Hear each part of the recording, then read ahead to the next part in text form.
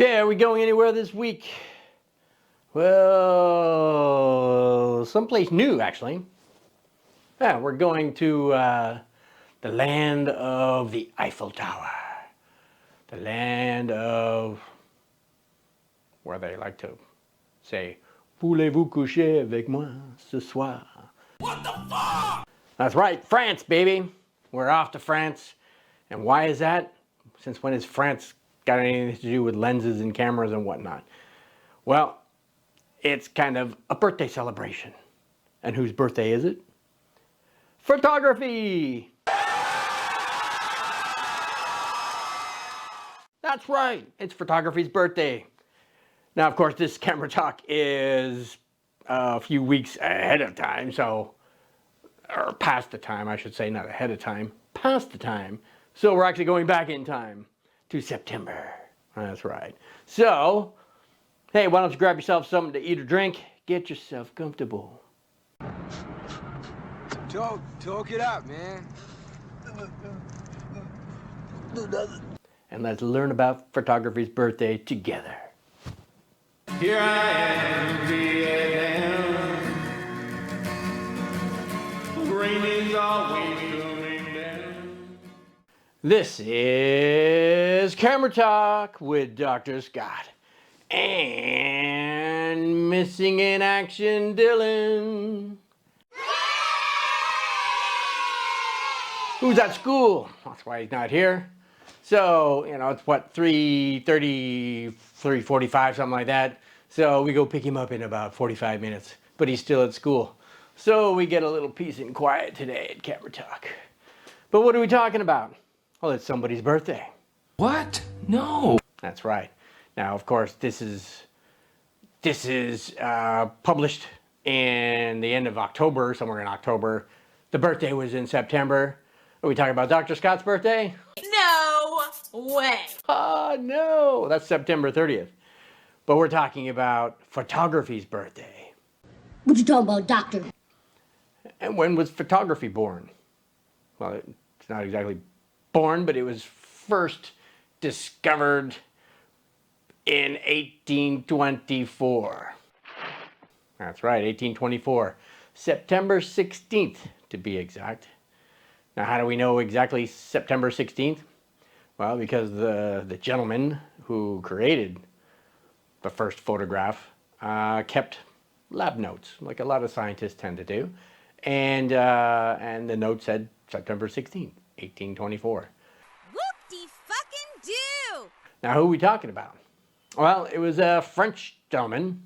As I said in the intro, it's kind of odd that we're talking photography and French in the same genre here. Well, fuck you. But yes, it was invented by a French gentleman. And his name was Joseph Niepce.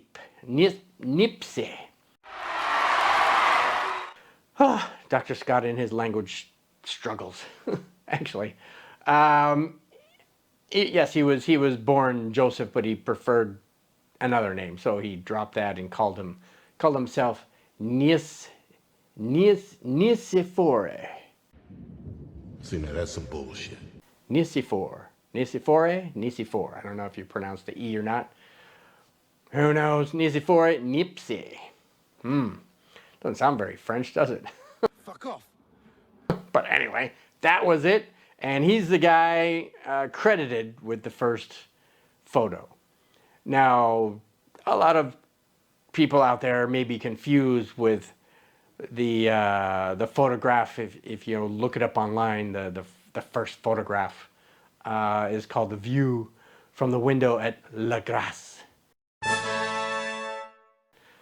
Or La Grasse, depends, you say with my funky French accent or not.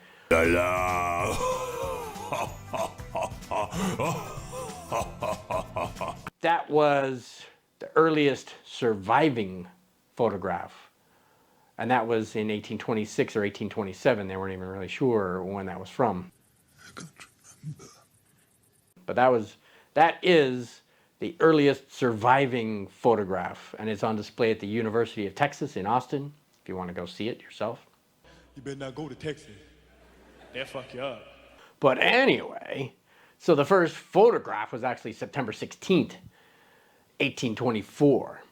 And again, from our lab notes, or from his lab notes, we figured that out through investigation or research and whatnot, and that's what it is. Now, any of those earlier photographs, if they've survived somewhere, they're lost to time. Dimension of sight, a dimension of mind. Just like there's like the view from the window photograph was also lost in somebody's attic somewhere, and luckily some people found it and brought it back to public view again. But anyhow, so it was September 16th, 1824. You know, again, no, you know, not bagging on other people who think it's 1826, 27, like Petapixel. On their website, that's what they claimed it, but it is not the first photograph. It is the earliest surviving photograph, is what that, the view from the window at Le Gras. Yay! Anyhow, so anyway, Joseph figured out the right combination of equipment and chemicals to be able to create the first photograph at that time. Now, of course, he didn't call it a photograph. No. No. No, what did he call it? Called it a view from the window. No, just kidding. No, he called it a heliograph. Holy crap. Now, why did he call it heliograph? Because it was, you know, translating that is writing with the sun. Because the technique that he used to create these photographs was coating either glass or metal plates with a naturally occurring Syrian asphalt. It's called bitumen of Judea. Just a name, you can look that up yourself. And basically you coat that on there, and then it reacts to sunlight. You know, it darkens or lightens, you know, according to its exposure to the sunlight.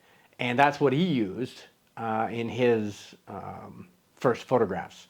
Now, of course, we use totally different things today, besides digital, but I mean, for film, you know, it's all silicone and totally different chemicals and things. But back in that day, this was a breakthrough. This was like, wow. It was a wow moment.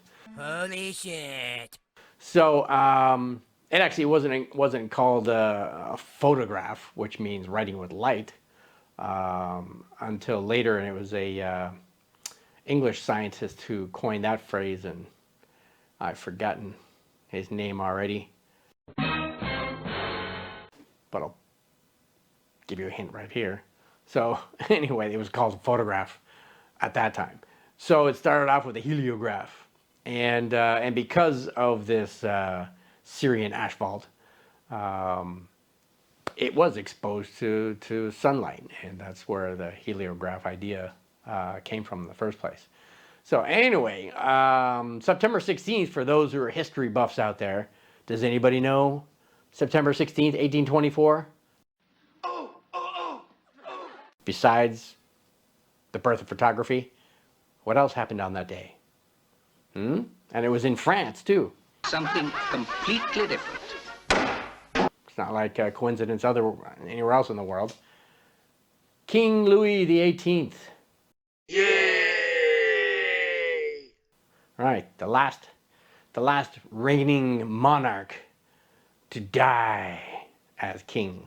Now, it's not Louis XVI. Now, he didn't get his head lopped off or anything like that. Holy shit! Louis XVIII was didn't really take care of himself all that well, and he died from a combination of obesity, gout, and gangrene, both wet and dry gangrene. Ew! Sounds pretty nasty anyway. The fickle one full horse. It's only a wafer thing. You know, evil stuff going on with his body, so he died. He wasn't even king that long, but he died as a king, and he was the last monarch to die as king in France. Anyway, others after that, they were expelled, or they abdicated or whatever, but this guy actually died on the throne. So, he probably wasn't sitting on the throne, but died while king. And anyway, they also invented at that time, well, not invented, but discovered how using like lime juice can mask smells and odors and Who plays games? Not kill bacteria and everything. So they soaked him in lime juice so that they could display him for the public to see. Because of course, being in the condition he was in, it was probably a pretty nasty smell going on there. But Wafting. Oh, everyone likes their own brand, don't they? This is magic. hey, the public didn't even know because thank goodness for lime juice.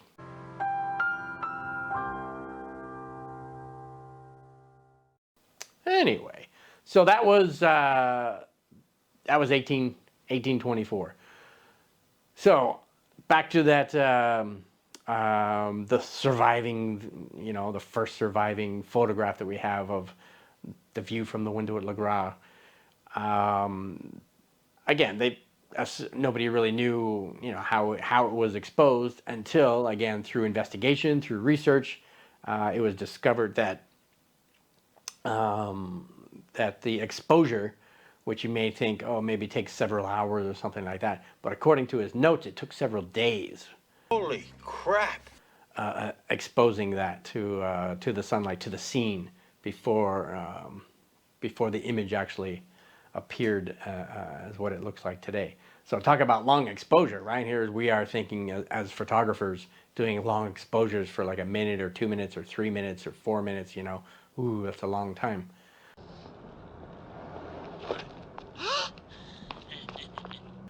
Think several days, sitting around waiting for Godot, waiting for the exposure to do its work and create this photograph that has become famous around the world as the earliest surviving photograph that we have to this day. All right, is there anything else I wanted to say? Oh, besides the first photograph, discovering this, him and his brother were little inventor maniacs and went out there and invented a bunch of different things. He invented a bicycle without the pedals. It was basically almost like a little push bicycle that little kids just push their feet on the ground with. Well, he invented one of those as well and talked to his brother about mounting a motor on it. His brother thought he was a crazy guy for even thinking so. What the fuck is that? But anyway, had an adjustable seat and everything else. But they also invented one of the first internal combustion engines in 1807. Get the fuck out of here.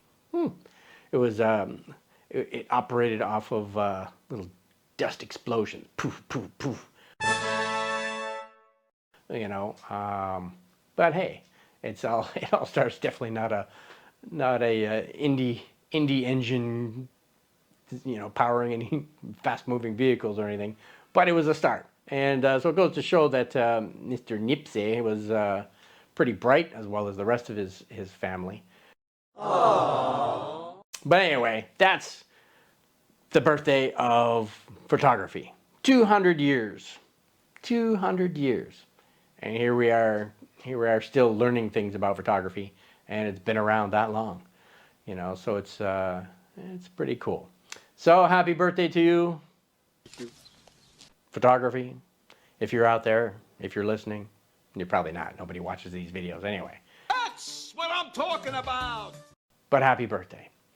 All right, other than that, is there anything else I wanted to talk about? I don't think so. Oh, thank God. All right, so, well, how about I give my little plug for my photo editing software that I use. If you've noticed the slideshow behind me here, I use Luminar, which is a product of Skylum, and it's Luminar Neo. And, I like it because I've been using it for several years now, And one of the things that really sold me on the whole thing too is the use of AI. This mission is too important for me to allow you to jeopardize it. And everybody knows AI is made quite Splash. Splash. Splash. So I like it for that. It speeds up my workflow. It simplifies things. I like to just click on certain buttons. Boom, boom, boom. Things get taken care of for me. Faster, the better. Give you an example. Things like spot and dust removal. You know, it's part of the erase feature. You know, let's say you're down at the beach. You know, clicking on some photos of the little crab over here, the little seagull over there, that little batch of seaweed that kind of looks like Marilyn Monroe if you squint your eyes just right. And then you notice some hot babes over there. Hey, look at them. Well, let's get a photo of them. The wife's not looking. Dylan's busy building sandcastles.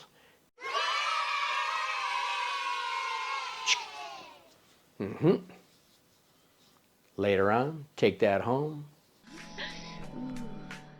Pull it up on the monitor. And apparently my eyesight's not as good as it used to be.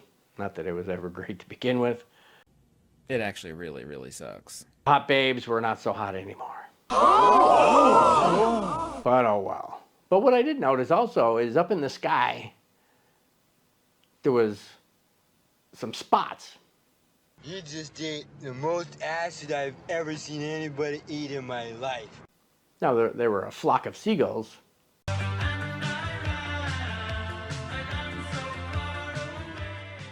No, the birds.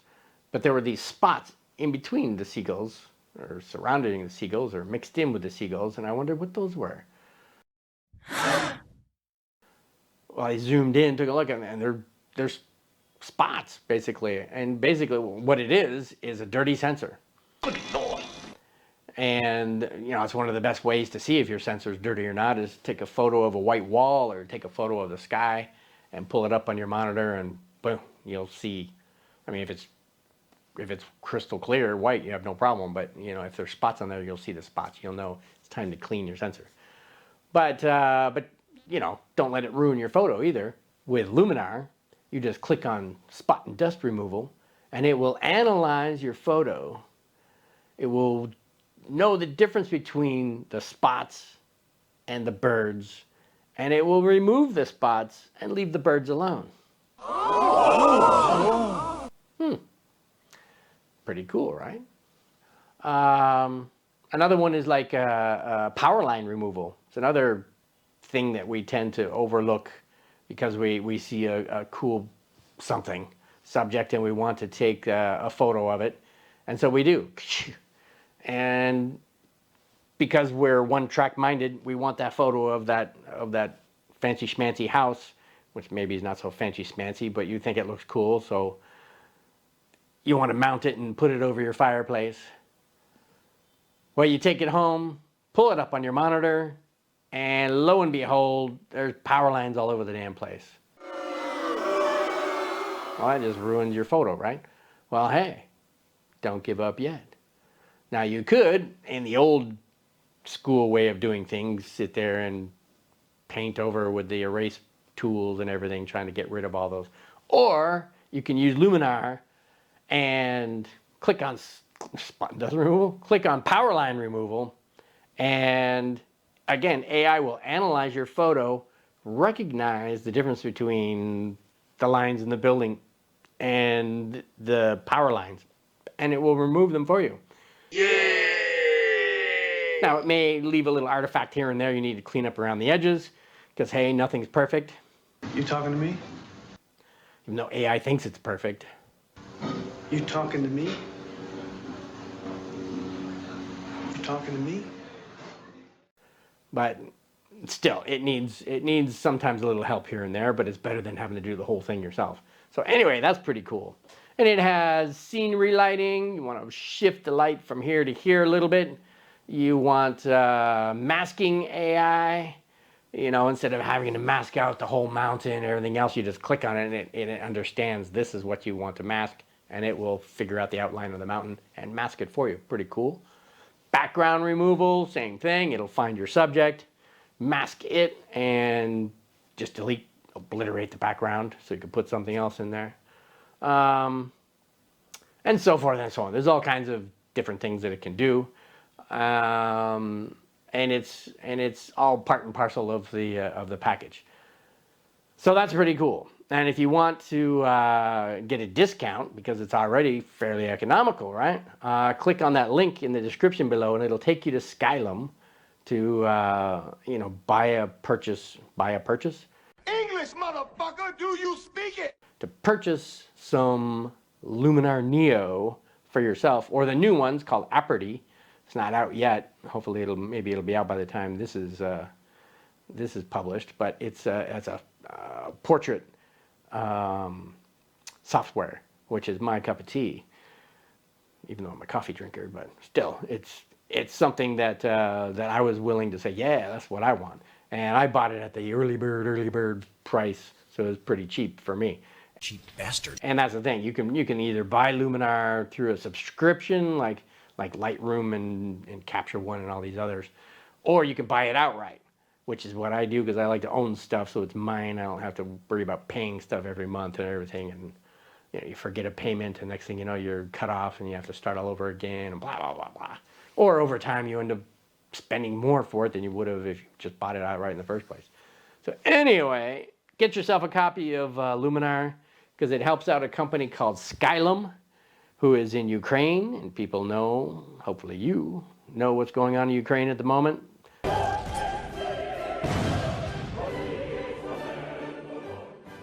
So it helps them out while there's drones and bombs and tanks and stuff, and rockets shooting all throughout the country.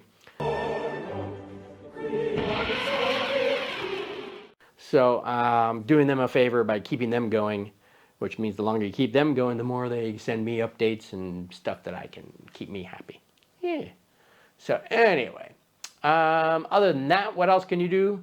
Well, you can support our channel, and I don't mean financially. Oh, yes. I mean by subscribe. Subscribe. Sound like Captain Kirk. Subscribe. Spock. Spock. Amazing.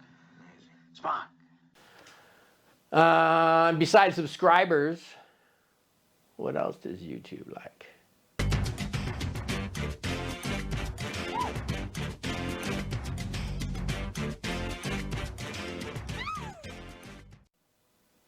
Well, besides that, well, they also like the thumbs up, right? So if you give us a thumbs up, we'll give you a little taste of Dylan's favorite girls, the Thumbs Up Girls.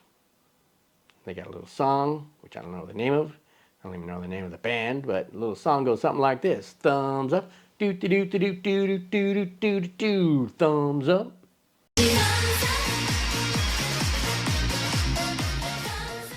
Aren't they cute? Dylan's got a thing for the blonde one in the front. Anyhow, so other than that, should you come back next week? I think you should.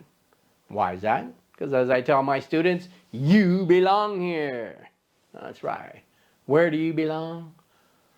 Well, this was Camera Talk with Dr. Scott and his little co-host, Dylan.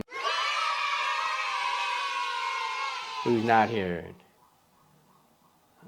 Fire engine coming. Hopefully our building's not on fire. But anyhow, who are we? Well, I'm Dr. Scott. The absent one is Dylan. My name is Maximus Decimus Meridius. Together we are all Modesty Photography. We're here to talk about photography and its birthday, tips and tricks about photography, vintage lenses, vintage cameras, camera systems, photography stuff, accessories, you name it, we'll talk about it. And other than that, I think that's all I wanted to tell you. So, hey, thanks for dropping by. Thank you. Thanks for listening. Thank you. Thank you for subscribing. Thank you. Thank you for the thumbs up. Thank you. Thank you for buying a copy of Luminar through our link. Thank you. And thank you for just being you. Now, we do one of these every Friday, and that's Friday Vietnam time.